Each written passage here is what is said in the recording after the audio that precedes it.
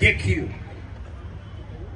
र यो परिवर्तनको प्रमुख वाहक हुनुको नाताले देशमा जनयुद्ध र जनआन्दोलनका माध्यमबाट, मुख्यतः जनयुद्धका माध्यमबाट देशका उत्पीडित वर्ग, जाति, क्षेत्र, लिङ्ग, समुदायको पहिचान र अधिकार स्थापित गरेर संविधान सभाको संविधानले एक हदसम्म ती मान्यताहरूलाई लिपिबद्ध गरेको स्थितिमा यसमाथि कतैबाट प्रश्न उठ्छ भने त्यसको रक्षा गर्ने प्रमुख जिम्मेवारी पनि माओवादी केन्द्रकै हो भन्ने सोचेर नै हामीले तराई मधेसका जनतालाई अपील गर्दै हिँडेका छौं र मैले यो बीचमा काठमाडौँमा सदनबाट पनि देशभरिका जनतालाई सदनका माध्यमबाट, प्रतिनिधि सभाबाट अपील पनि गरे।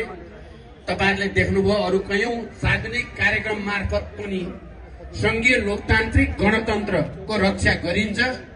लाग्छ भने त्यो अन्तर्राष्ट्रिय मुद्दा सल्ट्याउन सक्ने यति बेला हैसियत भएको पार्टी र नेता भनेको माओवादी केन्द्र र म नै हो। तपाईहरु यो बुझ्नु होला, यो अरूले सक्ने कुरा छैन।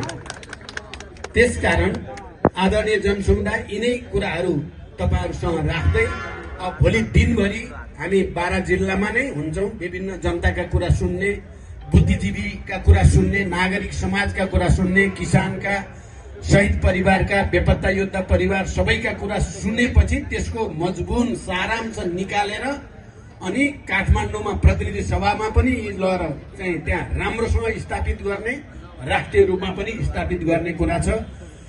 15 गते तपाईहरु पनि ठूलो संख्यामा काठमाडौँ आउनु होला भन्ने अपील गर्दै